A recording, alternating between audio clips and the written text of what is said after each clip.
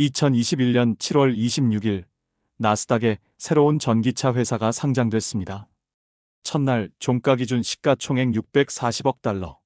차 한 대도 팔지 않은 회사가 포드를 넘어섰죠. SPAC 합병 발표 때 주가는 64달러까지 치솟았고 상장 후엔 한때 130달러를 찍었습니다. 그러나 3년 후 이 주식은 2달러가 됐습니다. 98%가 증발한 거죠. 사우디아라비아가 아니었다면 이미 파산했을 겁니다. 피터 롤린슨이 만든 루시드 모터스. 최고의 기술력으로도 살아남지 못한 전기차 회사의 이야기입니다. 피터 롤린슨은 영국 출신 엔지니어입니다. 제규어에서 수석 엔지니어로 일하다 2005년 로터스로 옮겼죠. 그리고 2009년 인생을 바꾼 제안을 받았습니다. 일론 머스크가 그를 테슬라로 스카우트한 겁니다. 모델 S 수석 엔지니어 자리였죠. 롤린슨은 모델 S를 걸작으로 만들었습니다. 주행거리 400마일, 제로백 2.5초. 2012년 출시된 모델 S는 전기차의 개념을 바꿨죠. 하지만 일론 머스크와 롤린슨은 성격이 맞지 않았습니다. 2012년 롤린슨은 테슬라를 떠났습니다. 공식적으로는 개인 사정이었지만 업계에선 머스크와의 갈등이 원인이라고 봤죠. 루시드의 시작은 2007년이었습니다. 원래 이름은 아티에바였고 전기차 배터리 회사였죠.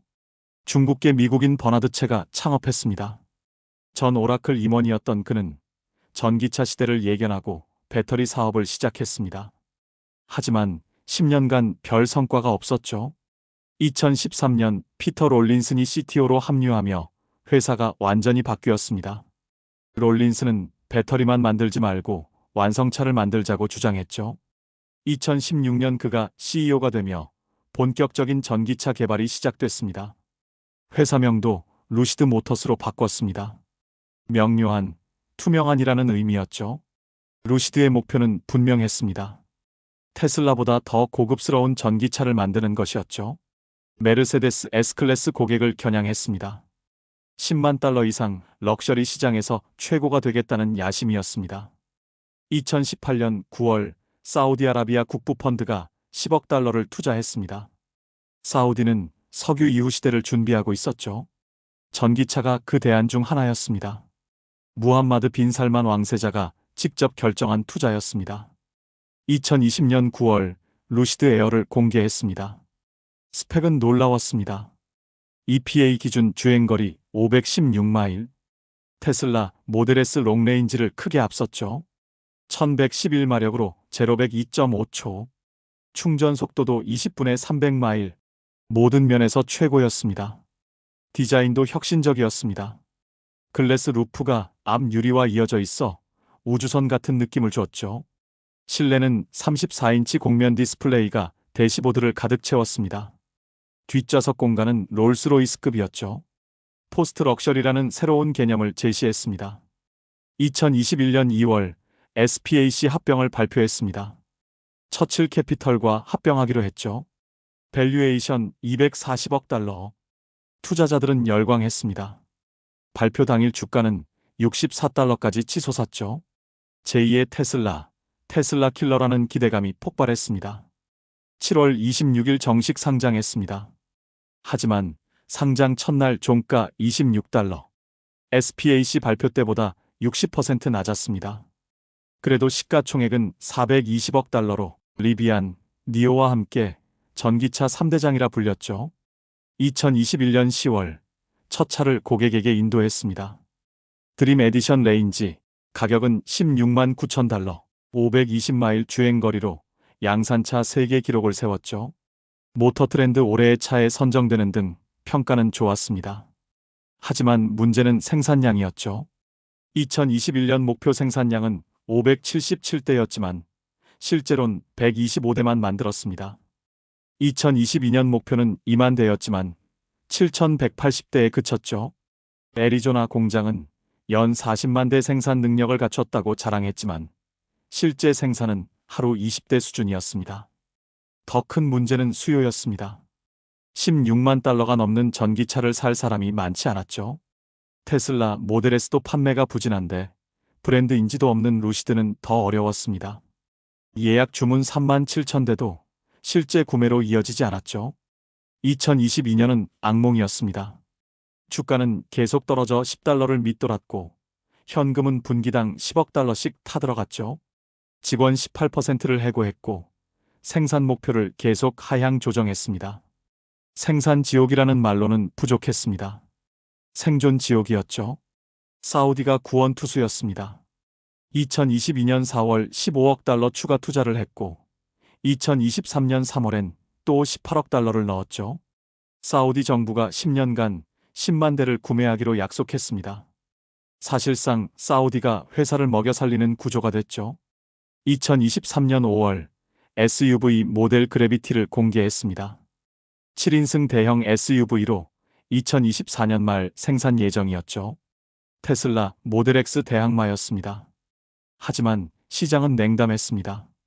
세단도 못 팔면서 SUV를 만든다고 달라질까 하는 회의론이었죠. 가격을 낮춘 모델도 출시했습니다. 루시드 에어퓨어가 74,900달러부터 시작했죠. 그래도 테슬라 모델 S와 같은 가격이었습니다. 브랜드 파워가 없는 루시드로선 경쟁이 안 됐죠. 2024년 상황은 조금 나아졌지만 여전히 어렵습니다. 연간 생산량이 8,000대를 넘어섰고 분기 손실도 줄어들고 있죠. 하지만 여전히 분기당 6억 달러 이상 적자입니다. 2024년 말 현금은 50억 달러. 사우디가 계속 돈을 대주지 않으면 2년 안에 바닥날 수준입니다. 그러나 기술력은 여전히 최고입니다. 루시드의 전기 모터는 가장 효율적이고 배터리 팩은 가장 에너지 밀도가 높죠. 메르세데스가 루시드 기술을 라이선스했고 에스턴 마틴도 파트너십을 맺었습니다. 기술만 놓고 보면 테슬라보다 앞섰다는 평가도 있죠. 피터 롤린스는 여전히 자신감을 잃지 않았습니다. 우리는 기술 회사다. 자동차는 그 기술을 보여주는 수단일 뿐이다. 미래엔 우리 기술을 모든 전기차가 쓰게 될 것이다. 하지만 투자자들은 더 이상 믿지 않습니다. 주가는 2024년 내내 2에서 3달러를 오갔습니다. 시가총액은 70억 달러. 한때 900억 달러를 넘었던 회사가 92% 증발한 거죠. 한국 투자자들 중엔 고점에서 매수한 사람들이 아직도 많습니다. 언젠간 오르겠지라는 희망으로 버티고 있죠. 루시드가 실패한 이유는 명확합니다. 타이밍을 놓쳤고 시장을 잘못 읽었으며 생산을 과소평가했습니다.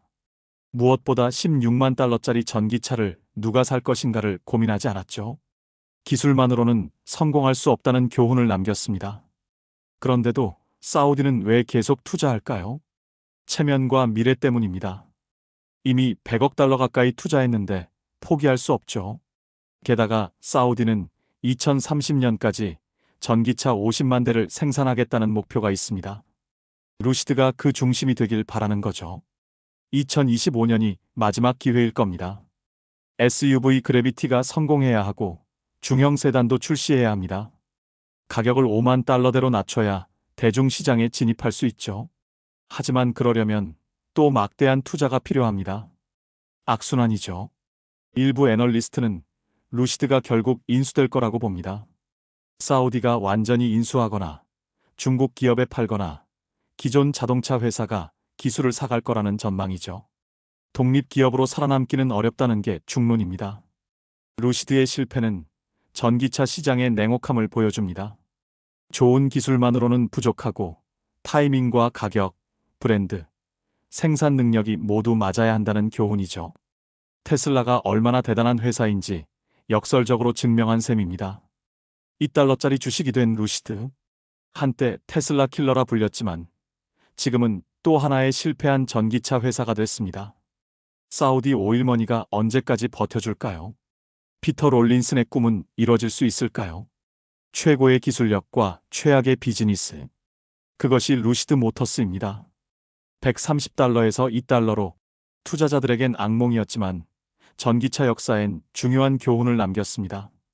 꿈만으로는 시장에서 살아남을 수 없다는 잔인하지만 명확한 진실을 말이죠.